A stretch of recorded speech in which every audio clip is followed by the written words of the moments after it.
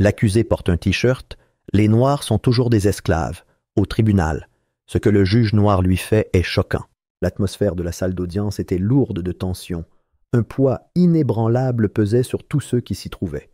Le murmure habituel d'anticipation avant un procès avait été remplacé par un silence étrange, celui qui précède une tempête à venir. Les lumières du plafond clignotaient légèrement, projetant des ombres allongées sur les bancs en bois poli où les spectateurs étaient assis, leurs regards fixés sur le centre de la salle. Puis, les portes s'ouvrirent en gémissant. Marcus Langley entra. Sa seule présence suffisait à envoyer un courant de malaise dans la salle. Les menottes métalliques autour de ses poignets et de ses chevilles claquaient les unes contre les autres, le son résonnant dans la vaste salle comme une chaîne traînant sur un sol de pierre froid. Chacun de ses pas était délibéré, presque théâtral, comme s'il se délectait de l'attention qui lui était imposée. Son sourire narquois restait intact, imperturbable face à la réalité qu'il était celui qui était jugé. Il se tenait avec l'air d'un homme qui se croyait toujours intouchable, malgré les preuves accumulées contre lui. Marcus Langley, un suprémaciste blanc et un industriel influent, a longtemps œuvré dans l'ombre du pouvoir, manœuvrant dans le système avec la confiance de quelqu'un qui n'a jamais été tenu responsable de ses actes. Son nom était associé à la richesse, à la corruption et à des complots chuchotés. Mais ce n'est qu'après le meurtre d'Elijah Carter que ses péchés ont été mis au jour. Le journaliste était une force implacable, un jeune homme noir qui n'avait pas peur de révéler la pourriture cachée qui couvait dans les plus hautes institutions du pays. Elijah avait mis au jour quelque chose de monstrueux, un réseau de corruption si vaste qu'il s'étendait des forces de l'ordre au couloir même du Congrès. Il était à quelques jours de publier ses conclusions lorsque son corps a été découvert dans une ruelle criblée de balles. Le lien était immédiat, les implications indéniables. Marcus Langley, l'homme dont l'empire prospérait en faisant taire des hommes comme Elijah, avait orchestré son assassinat. Les preuves étaient accablantes, des images de sécurité montrant l'un des gardes personnels de Langley filer Elijah quelques heures avant sa mort, des dossiers financiers reliant Langley à des paiements illicites effectués à des personnalités clés du département de police et des messages divulgués détaillant les menaces proférées contre Elijah dans les jours précédant le meurtre. L'affaire était censée être claire et nette, mais à l'approche du procès, quelque chose avait changé. Le juge Darnell Graves était assis sur le banc, sa présence imposante mais mesurée. C'était un homme qui portait le poids de la justice sur ses épaules, même s'il savait depuis longtemps que le système qu'il servait était construit contre des hommes comme lui. Respecté pour son intégrité inébranlable mais souvent scruté pour la même raison, il avait acquis la réputation de rendre des verdicts qui ébranlaient les fondements de la corruption. Il avait présidé des affaires qui dénonçaient la brutalité, annulé des condamnations injustifiées et brisé les illusions d'invincibilité entretenues par ceux qui croyaient que leur richesse et leur statut les plaçaient au-dessus de la loi. Mais aucun n'avait attiré autant d'attention nationale que celui-ci. Le monde entier regardait, la salle d'audience était remplie au-delà de sa capacité. Les journalistes étaient serrés les uns contre les autres dans la galerie. Les médias avaient déjà transformé le procès en spectacle, divisant la nation entre ceux qui croyaient en la justice et ceux qui voyaient en Marcus Langley un personnage injustement persécuté. À l'extérieur du tribunal, les manifestants se rassemblèrent en foule, leurs voix s'élevant en chants d'indignation et de soutien. La tension était palpable, une force implacable qui s'infiltrait dans tous les recoins de la procédure.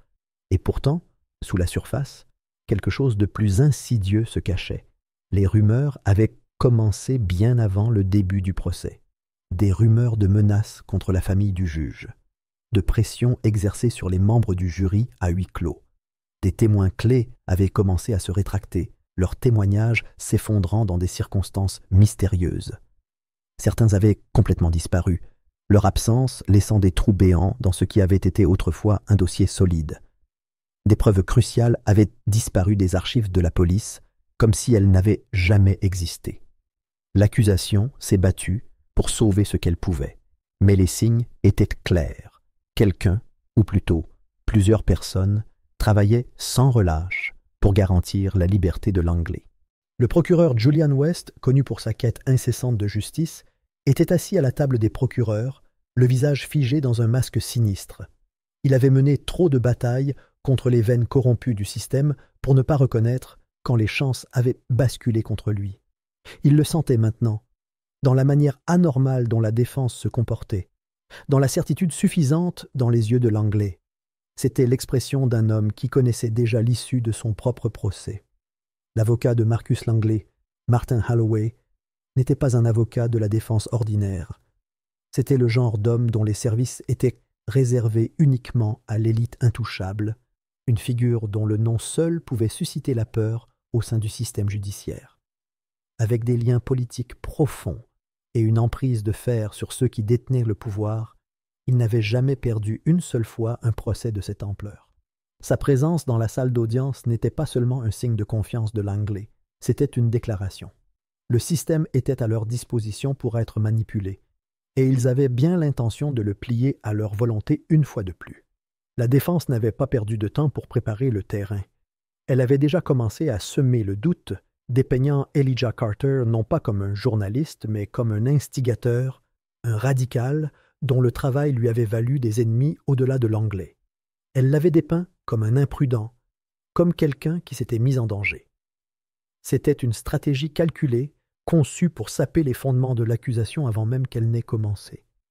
Le juge Graves écoutait en silence, son expression indéchiffrable, même si intérieurement il sentait un poids familier peser sur lui. Il avait déjà vu des hommes comme Langley auparavant, des hommes qui pensaient que la justice n'était rien d'autre qu'un jeu, un système conçu pour être manipulé par ceux qui en comprenaient les failles. Il avait été témoin de la façon dont le pouvoir changeait de main dans l'ombre, de la façon dont les verdicts pouvaient être achetés, de la façon dont la vérité pouvait être enterrée sous des couches de tromperie. Mais cette affaire était différente. Ce n'était pas juste un procès de plus. C'était une bataille pour quelque chose de bien plus grand. Quelque part dans la salle, une horloge sonnait le passage d'une autre heure, le son résonnant dans la salle comme un lointain avertissement de jugement. Le procès venait à peine de commencer, mais déjà la tempête s'était rassemblée, sombre et implacable. Le système avait mis ses pièces en mouvement. La défense était prête à démanteler chaque vérité que l'accusation détenait. Le juge savait que sa position même sur ce banc l'avait placé en guerre avec des forces bien au-delà des murs de cette salle d'audience. Et pourtant, aucun d'entre eux n'était préparé à ce qui allait encore arriver. La lueur ambrée des bougies à faible combustion vacillait contre les murs lambrissés de bois sombre, projetant des ombres agitées sur les trois hommes assis dans l'arrière-salle du club exclusif Mayfair. L'odeur du bourbon vieilli et des cigares fumants flottait lourdement dans l'air, se mêlant à la tension silencieuse qui s'épaississait entre eux. La salle était insonorisée, l'entrée gardée par un détachement de sécurité qui ne répondait qu'aux hommes à l'intérieur. Ici, la vie privée était une évidence. Et pour des hommes comme eux, le secret était synonyme de pouvoir. Le sénateur Charles Wentworth fit tourner le bourbon dans son verre, regardant le liquide ambré foncé capter la lumière avant de prendre une gorgée lente et mesurée. Le procès était dans moins de 2 semaines, et pourtant, il sentait le poids de celui-ci peser sur lui, comme une main invisible se resserrant autour de sa gorge. L'affaire contre Marcus Langley était devenue plus qu'une simple procédure judiciaire de plus, elle s'était transformée en quelque chose de bien plus dangereux. Si Langley tombait, toute la fondation de leur réseau pourrait commencer à s'effondrer. Un homme comme Langley, imprudent et arrogant, était facile à défendre lorsque les enjeux étaient faibles. Mais maintenant, les yeux de la nation étaient braqués sur lui, sur eux. Le sénateur marmonna dans le silence, sa voix mesurée mais tendue par la frustration. L'affaire ne pouvait pas se dérouler comme le voulait l'accusation. Si Langley était condamné, ce ne serait pas seulement un échec personnel pour l'élite qui le protégeait, ce serait une invitation ouverte pour le public à creuser plus profondément. Les médias s'étaient emparés de l'affaire comme des chiens affamés, encerclant l'affaire, attendant une ouverture. Le meurtre d'Elijah Carter avait déclenché quelque chose de dangereux, quelque chose qui ne pouvait être contenu s'il ne l'éteignait pas rapidement. Le commissaire de police, Roger Hayes, laissa échapper une longue traînée de fumée, agitant distraitement son cigare dans les airs. Il n'y avait pas de quoi s'inquiéter, assura-t-il aux autres. Les bonnes personnes avaient été payées. Les témoins avaient déjà commencé à plier sous la pression silencieuse. Les preuves avaient été effacées avant même d'avoir pu être officiellement présentée. L'accusation livrait une bataille difficile qui ne se terminerait que par l'épuisement et l'échec. De l'autre côté de la table, le juge de la Cour suprême Gregory Milton restait immobile, les doigts entrelacés tandis qu'il examinait les mots suspendus entre eux. Il était l'homme le plus puissant de la salle et, contrairement aux autres, il ne perdait pas de temps à se rassurer. Hayes pouvait se vanter d'avoir minutieusement truqué le jeu, mais la réalité était bien plus compliquée. Le juge Darnell Graves était un problème. Contrairement à d'autres juges qui pouvaient être poussés par les bonnes incitations, argent, influence, promesses politiques, Graves était d'une incorruptibilité exaspérante. Cela le rendait dangereux d'une manière qu'il ne pouvait pas se permettre. Il avait besoin de ressentir la pression. Il devait comprendre que continuer sur cette voie lui coûterait bien plus cher que sa carrière. Le lendemain matin, la campagne de pression commença. La famille du juge était surveillée. Les voitures étaient au ralenti près de l'école primaire fréquentée par sa fille, ce qui lui rappelait que son pouvoir ne s'étendait pas à la protection des personnes qu'il aimait le plus. Des appels anonymes perturbaient son sommeil. Des voix déformées murmuraient des menaces à peine voilées sur les dangers de l'intégrité. Une chaîne d'information locale diffusa un reportage entrelaçant des accusations trompeuses sur les transactions financières du juge, le décrivant comme un homme dont la supériorité morale n'était rien d'autre qu'une illusion fabriquée. Pourtant, malgré tout cela, Graves ne vacilla pas. Il avait déjà vu ce jeu auparavant, comprenait mieux que quiconque les mécanismes de la corruption. Pendant des années, il avait lutté contre la marée, refusant de se laisser engloutir par elle. Se retirer n'avait jamais été une option. Il avait passé toute sa carrière à combattre des hommes comme ceux qui se rencontraient dans ce club obscur. Et s'il pensait que les menaces le feraient fuir, il l'avait gravement sous-estimé. Dans la salle d'audience, le poids de cette guerre pesait sur toutes les surfaces. Le procès avait atteint sa phase la plus cruciale et chaque siège de la galerie était occupé. Les journalistes serrèrent leurs bloc-notes, leurs doigts planant au-dessus des enregistreurs, attendant que le prochain titre s'écrive tout seul. Les caméras clignotaient dans la section presse, capturant les expressions tendues des jurés alors qu'ils s'installaient à leur place désignée. Le processus de sélection avait été soigneusement conçu, la défense s'assurant que la majorité des 12 jurés étaient aisés, blancs et prédisposés à la clémence dans des cas comme celui-ci. Une affaire comme celle-ci exigeait plus que des preuves, elle exigeait des preuves irréfutables, quelque chose qui pourrait briser la barrière protectrice dans laquelle des hommes comme Langley étaient enfermés. Marcus Langley était assis avec son air habituel de détachement suffisant, ses doigts tapotant paresseusement contre la table de la défense pendant que ses avocats finalisaient leurs arguments. Ils allaient mettre en avant la légitime défense, la diffamation d'Elijah Carter et un réseau de mensonges soigneusement tissés qui forcerait le jury à hésiter, à remettre en question ce qu'il pensait savoir. Le plan était clair, faire de Carter le méchant, le dépeindre comme un imprudent, comme quelqu'un qui a couru le danger et en a payé le prix. Éliminer la sympathie, semer les graines du doute raisonnable et laisser le système faire ce qu'il a toujours fait, protéger les puissants. Puis Langley se leva. Les portes s'étaient à peine fermées derrière lui que l'air dans la salle d'audience changea. Le bruit des papiers froissés, les murmures discrets des assistants juridiques chuchotant à leurs supérieurs, la toux occasionnelle, tout cela cessa d'un coup.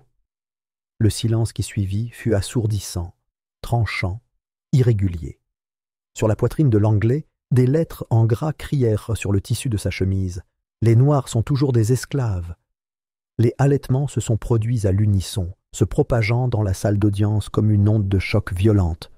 Certains ont reculé comme s'ils avaient été physiquement frappés, d'autres sont restés figés, leurs expressions coincées entre l'incrédulité et l'horreur. La galerie a explosé de mouvement, les journalistes tâtonnant pour trouver leurs appareils photos, les flashs s'allumant comme des éclairs alors qu'ils immortalisaient l'instant en succession rapide. Les jurés échangèrent des regards, quelques-uns se déplaçant mal à l'aise sur leur siège. Certains détournèrent complètement les yeux, comme si, en détournant le regard, ils pouvaient se distancier des implications de ce qui venait de se dérouler. Le juge Graves resta immobile, bien que sous la surface polie de son sang-froid, quelque chose brûlait. Son emprise sur le banc se resserra, mais son expression ne faiblit pas. Il y avait 1000 réponses possibles. 1000 façons de réagir, mais ce moment n'était pas le sien. Il appartenait désormais au monde, aux millions de personnes qui regardaient depuis leur écran de télévision, aux gros titres qui allaient sortir avant la fin de la journée. Langley savait ce qu'il faisait. Ce n'était pas un accident, ni un simple acte d'arrogance. C'était un défi, une déclaration. Une déclaration selon laquelle, malgré les chaînes autour de ses poignets, malgré la salle d'audience, malgré le soi-disant système judiciaire, il avait toujours le contrôle. Il sourit en se tournant légèrement, s'assurant que le jury avait une vue dégagée. La défense resta silencieuse, laissant le moment s'étirer, s'attarder dans l'air épais et suffocant. Le marteau n'avait pas encore frappé, et déjà, le procès se déroulait. Le marteau s'abattit avec une force qui résonna dans la salle d'audience, chaque coup résonnant comme un coup de tonnerre lointain, roulant dans un ciel illuminé par la tempête. La salle, déjà tremblante au bord du chaos, explosa dans une cacophonie de voix. Le juge Graves avait ordonné que Marcus Langley soit retiré, mais l'ordre avait à peine coupé court au pandémonium qui avait suivi. L'accusé resta debout, un sourire narquois aux lèvres comme si toute cette débâcle avait été écrite pour son amusement.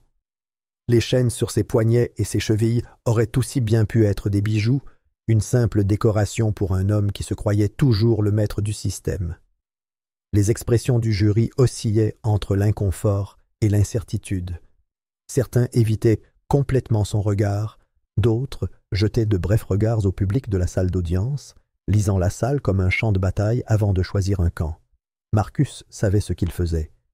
Il avait transformé l'instant en une mise en scène, où il n'était plus l'accusé du meurtre, mais la victime d'une grande injustice. Son avocat, Martin Holloway, a parfaitement suivi le mouvement, s'avançant avec un air d'indignation vertueuse. Sa voix, contrôlée mais suffisamment forte pour couper au-dessus du bruit, portait la cadence familière d'une indignation fabriquée. Si ce procès était vraiment une affaire de justice, pourquoi restreindre la liberté d'expression de son client? Si le tribunal recherchait la vérité, pourquoi craindre les mots d'un homme qui souhaitait simplement s'exprimer? L'argument était mince, transparent, mais il n'avait pas besoin d'être convaincant, juste assez fort pour alimenter le doute qui s'insinuait déjà dans l'esprit du jury. L'accusation a éclaté en protestation. Le procureur Julian West s'est levé d'un bond, sa fureur à peine contenue sous le vernis du décorum juridique. Ce n'était pas de la liberté d'expression, c'était un acte délibéré de provocation, une tentative évidente de manipuler les procédures et de faire dérailler la quête de la justice. La défense le savait, le juge le savait, tout le monde dans la salle d'audience le savait, et pourtant Langley restait au centre de l'action, debout, provoquant, comme s'il était celui qui présidait ce procès. À l'extérieur du tribunal, la ville était au bord du point de rupture. Les manifestants se rassemblaient par vagues déferlantes, leurs voix s'entrechoquant dans un tumulte de fureur et de défi. Certains brandissaient des pancartes portant le nom d'Elijah Carter, son image brandie comme un phare de la justice qui lui avait été volée. D'autres, enhardis par le côté théâtral de Langley, se rassemblèrent sous prétexte de protéger les leurs de ce qu'ils considéraient comme un procès à motivation politique. La présence policière avait doublé pendant la nuit. Des boucliers anti-émeutes bordèrent les marches du tribunal, les policiers se tenant en formation rigide, observant, attendant la première étincelle qui mettrait le feu aux poudres. Les caméras de télévision capturaient chaque instant, chaque diffusion alimentant la tempête nationale grandissante. Dans les coulisses, la véritable bataille faisait rage, dans des conversations chuchotées et des appels téléphoniques frénétiques.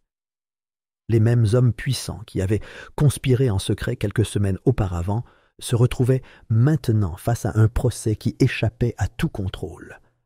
La voix du sénateur Wentworth grésillait dans les lignes privées, sa frustration à peine masquée alors qu'il exigeait des garanties. Cette affaire était censée être traitée. Ils avaient payé les bonnes personnes, s'étaient assurés que les preuves ne verraient jamais la lumière du jour. Alors pourquoi diable Langley se donnait-il en spectacle? Pourquoi Graves était-il toujours assis sur ce banc, indifférent à leurs avertissements? Le commissaire de police Hayes perdait le contrôle. Ces hommes avaient fait leur part, s'étaient assurés que les témoins clés disparaissent, mais il y avait quelque chose de différent dans l'air. La tension n'était plus seulement à l'intérieur du tribunal, elle était partout. un courant qui menaçait de les noyer tous. Le juge Milton, toujours la force calculatrice parmi eux, restait silencieux. Il comprenait le jeu mieux que les autres. Le véritable danger n'était pas l'indignation du public, ni les yeux avides des médias, mais la possibilité qu'ils aient sous-estimé Graves. Et c'était le cas. Ce matin-là, bien avant la reprise du procès, un colis était arrivé au cabinet du juge. Pas d'adresse de retour, aucune marque à part son nom griffonné à l'encre sur le devant. La sécurité l'avait signalé, se méfiant des menaces réelles et implicites. Mais Graves avait insisté pour l'ouvrir lui-même. À l'intérieur, la vérité résidait dans un silence accablant. Documents, registres, photographies, des preuves qui avaient été effacées de l'existence, maintenant ressuscitées entre ses mains. Des pages et des pages de transactions reliant Marcus Langley non seulement au meurtre d'Elijah Carter, mais à un réseau tentaculaire de corruption qui s'étendait jusqu'au cœur même du système judiciaire. Nom, date, enregistrement. Preuve que la machine conçue pour faire respecter la loi avait été achetée et vendue au plus offrant. Et au centre de tout cela, les hommes qui l'avaient orchestré, Wentworth, Hayes, Milton. Grave avait regardé le contenu, le poids de la révélation lui serrant les côtes comme un étau. Quelqu'un, quelque part, avait décidé de faire pencher la balance. Une fuite de l'intérieur ou peut-être une force invisible œuvrant contre la corruption qui couvait aux plus hauts échelons. Qui que ce soit. Ils avaient remis à Graves les clés d'un projet bien plus vaste que le procès de Langley. Il ne s'agissait plus de condamner un seul homme, mais de révéler un empire bâti sur l'érosion de la justice elle-même. La prise de conscience s'installa comme de l'acier froid dans sa colonne vertébrale. Marcus Langley se croyait intouchable, il avait tort. De retour dans la salle d'audience, l'arrogance de Langley était inébranlable. Il avait joué son jeu, s'était moqué de la procédure. Mais ce qu'il n'avait pas prévu, c'était le changement qui avait déjà commencé. Grave, l'expression indéchiffrable, laissa le chaos perdurer un moment avant de lever à nouveau son maillet. La force du coup réduisit la salle au silence, les derniers échos s'estompant dans une pause haletante. Sa voix, ferme et délibérée, coupa court à la tension restante. Langley serait démis de ses fonctions, il n'y aurait plus de perturbation. Et puis, comme pour écarter un détail sans importance, le juge se tourna vers l'accusation et l'informa d'un nouveau développement. Une motion sous scellé, une audience à fixer, un examen des preuves qui venaient tout juste d'être révélées. Les mots étaient soigneusement choisis, légalement mesurés, mais l'impact fut immédiat. Le sourire narquois de Langley vacilla. Holloway se tendit à côté de lui, sentant le changement avant son client. L'avocat de la défense avait navigué dans d'innombrables affaires très médiatisées, avait vu le pire du système et le meilleur de ses illusions. Mais c'était différent. C'était quelque chose d'inattendu, quelque chose qui n'avait pas été pris en compte. West, de l'autre côté, échangea un regard avec son équipe. Il ne savait pas ce qui avait changé, mais il vit une lueur d'incertitude dans les yeux de Langley et comprit à cet instant que la situation était en train de changer. Dehors, la ville grondait, les manifestations se multipliaient, les barricades freinaient un mouvement qui ne cherchait plus seulement la justice, mais la vengeance. Les hommes au pouvoir lancèrent leurs derniers appels désespérés, leur voix affaiblie par les premières traces de peur. Ils se croyaient au-dessus des conséquences. Mais le système, aussi brisé soit-il, avait commencé à riposter. Le matin arriva dans un calme étrange, le palais de justice se dressant sur le ciel gris comme un monument aux batailles livrées entre ses murs. L'air portait le poids de quelque chose d'inévitable, un courant sous-jacent de règlements de comptes qui ondulait à travers la ville. Un brouillard bas s'accrochait aux rues, atténuant les bruits de la circulation au loin, mais le monde au-delà du palais de justice était tout sauf silencieux. Les manifestants étaient revenus avant l'aube, leurs voix s'élevant en chants qui rebondissaient sur les marches de pierre. Certains réclamèrent justice, d'autres vengeance, et entre eux se tenaient les caméras, les journalistes, l'appétit sans fin pour l'histoire en train de s'écrire. À l'intérieur, la salle d'audience semblait différente. Les mêmes visages remplissèrent les sièges, les mêmes jurés, les mêmes avocats, le même juge présidant depuis le banc. Mais quelque chose avait changé. Là où il y avait autrefois un équilibre délicat entre pouvoir et résistance, la balance avait commencé à pencher. L'équipe de défense était restée rigide, sa confiance habituelle remplacée par un courant sous-jacent de malaise. Il l'avait senti dès l'entrée de Graves, à la façon dont il se tenait, à la façon dont il agrippait le banc comme s'il s'ancrait sous le poids de ce qu'il était sur le point de déchaîner. Marcus Langley, attaché par ses liens, se tenait toujours avec l'arrogance d'un homme qui croyait que le monde lui appartenait. On lui avait arraché sa chemise, mais la déclaration avait déjà été faite. Il scruta la salle, avec le même sourire narquois qu'il avait arboré tout au long du procès, mais quelque chose dans sa posture trahissait les premières fissures dans sa certitude. Le juge Graves laissa l'instant respirer avant de parler, sa voix ferme, inébranlable. Langley avait toujours cru que le système avait été construit pour le protéger, pour le soustraire aux conséquences, pour soutenir le mensonge selon lequel des hommes comme lui pouvaient agir sans crainte. Mais ce qu'il avait oublié, ce qu'il avait sous-estimé, c'était que la justice était une force à part entière, une force qu'on ne pouvait pas toujours acheter, menacer ou réduire au silence. Les mots résonnèrent dans la salle, pénétrant dans la moelle de ceux qui avaient repassé leur vie à plier la loi à leur volonté. Puis, avec une précision délibérée, Graves révéla le contenu du paquet. La réaction fut immédiate. Des pages de documents classifiés, des registres financiers, des virements électroniques, des noms qui portèrent le poids du pouvoir, tout cela fut présenté comme preuve, chacun constituant une autre fissure dans les fondations qui avaient soutenu la corruption pendant des décennies. Les enregistrements vinrent ensuite. Des voix parlant à voix basse, comme celles de ceux qui se croyaient à l'abri de toute révélation. Des transactions mises à nu, des conspirations dépouillées de leurs secrets. Le poids de tout cela s'installa comme une enclume et pour la première fois, Marcus Langley n'était plus le prédateur dans la pièce. Le sourire narquois s'estompa. Martin Holloway se déplaça rapidement, se levant pour protester, exigeant la suppression, argumentant sur la légalité des documents, la chaîne de possession, tout ce qui pourrait empêcher les preuves de tout défaire. Mais Graves avait déjà anticipé la contre-attaque. Les documents ont été vérifiés et authentifiés par les enquêteurs fédéraux avant même le début de la matinée. La requête était sans appel. Il n'y avait aucune faille à exploiter, aucun vice de procédure à manipuler. La salle d'audience n'était plus seulement un procès pour Marcus Langley. C'était devenu quelque chose de plus grand, quelque chose d'incontrôlable. Dehors, les nouvelles ont éclaté avant que la défense ne puisse reprendre pied. Les écrans dans les rues se sont illuminés avec les gros titres. Les réseaux sociaux ont explosé avec des images des preuves, les transcriptions des enregistrements, les implications qui allèrent bien au-delà du meurtre d'Elijah Carter. Les chants à l'extérieur du palais de justice se sont transformés en rugissements, un son qui a traversé la ville comme une tempête naissante. En quelques heures, la réponse est venue comme un marteau. Les agents du FBI ont inondé le palais de justice. Leur présence était indubitable alors qu'ils se déplaçaient avec détermination. La première arrestation est arrivée rapidement. Le commissaire de police Roger Hayes, le visage vidé de sa couleur alors que ses propres agents s'avançaient pour l'emmener. Il a à peine résisté, à peine parlé, comme s'il avait toujours su que ce jour viendrait. Puis les autres arrivèrent.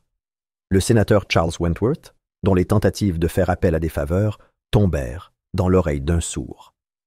Son influence s'était étendue au loin, mais même lui ne pouvait faire taire le poids de l'inculpation fédérale.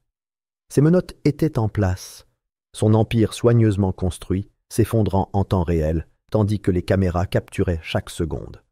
Le juge Gregory Milton fut le dernier à être emmené, l'homme le plus haut placé dans la salle, la force intouchable qui s'était assise au sommet du système même qui l'avait corrompu. Il ne regarda pas les caméras, ne salua pas les journalistes qui crièrent son nom alors qu'il était escorté hors du bâtiment. Il n'y avait plus rien à dire. Langley fut le dernier. Il avait assisté à tout cela, avait vu les hommes qui avaient autrefois assuré sa sécurité s'effondrer sous le poids de leur propre cupidité. Il avait été le symbole de leur pouvoir, leur fils protégé, mais maintenant il n'était qu'un autre maillon dans la chaîne des déchus. Les chaînes sur ses poignets n'avaient jamais semblé aussi lourdes. Alors qu'il passait devant la table de la défense, devant le jury qui avait jadis hésité, mais qui siégeait désormais dans une certitude rigide, il tourna son regard vers le banc, vers l'homme qui avait tout détruit. Il n'y avait aucune peur dans ses yeux, aucun regret, seulement de la colère. Il ricana, sa voix basse, résonnant dans la salle d'audience comme une malédiction finale. Cela ne changeait rien.